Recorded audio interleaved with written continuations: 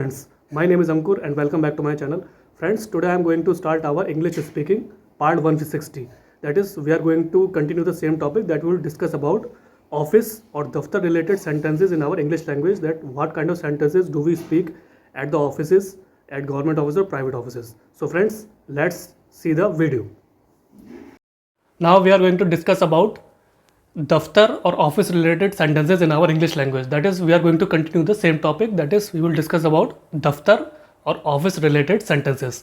So friends, as we know that in office we need to speak different kind of sentences with our boss, with our colleagues, with our peons, etc. When or some customers also when they come to visit in the office to meet government persons, etc.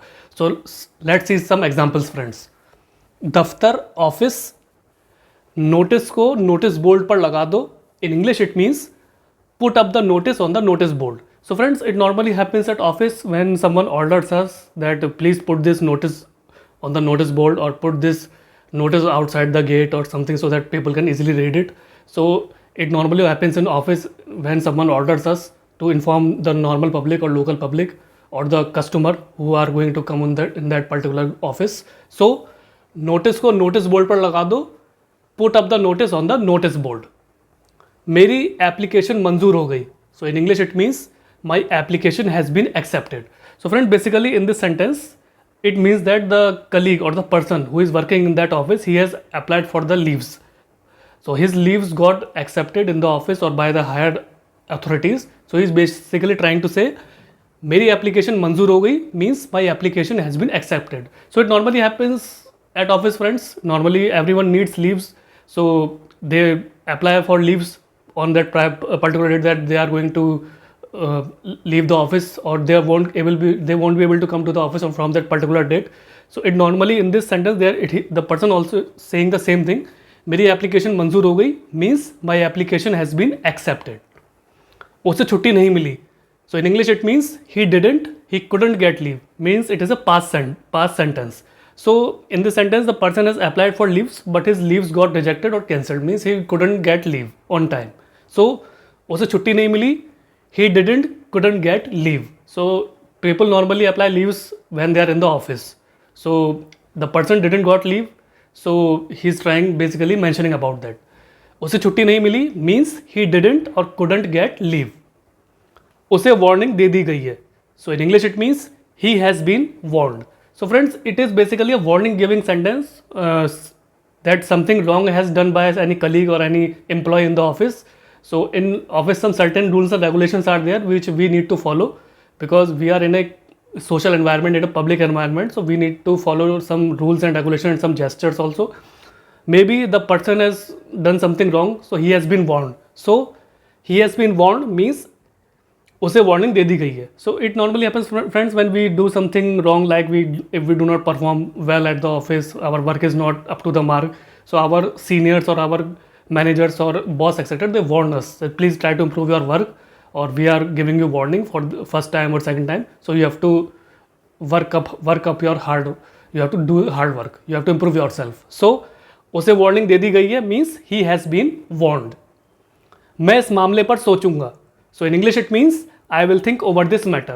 So in this is basically, friends, future type sentence, because in this sentence the person, some work has been assigned to him and the person is basically saying that I will think over this matter, means currently I am not in a situation to do that task but I will think over it after some time.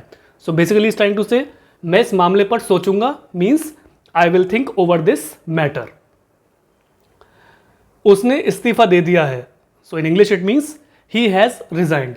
So friends, basically resignation normally happens at office when any employee works for long time in a company, then he try to switch to another company with good work, with good salary package etc. So the person has basically resigned to the company. So उसने इस्तीफा दे दिया है means he has resigned. So it normally happens, friends, when we work in any office, any private office, anywhere, if we have worked there for a long time, so we normally try to move to another office with high post or with high salary package. So उसने इस्तीफा दे दिया है means he has resigned. So it is a past sentence. Cigarette पीना मना है means no smoking. So normally it happens, friends, at government offices, at private offices, some dashboards are basically put on outside the office that no smoking and tobacco is prohibited, means it is not allowed at the premises of the office or at the work culture where social gathering is there, when where customer comes to meet us for his work. So it is basically a request type sentence, basically it's an order giving sentence. So cigarette पीना मना है means no smoking. क्या देर हो गई है? सो it means is it late? So it is a friends, it is a present interrogative type sentence, because in this sentence the person is basically asking to another person क्या देर हो गई है means is it late. So it normally happens, friends, when we go out at the office, we usually we go out for office at a particular time, at a fixed time when office opens. So we normally, if some time we get late, so we normally ask our colleague or nearby person that is I am on time, क्या देर हो गई है means is it late. So क्या देर हो गई है means is it late.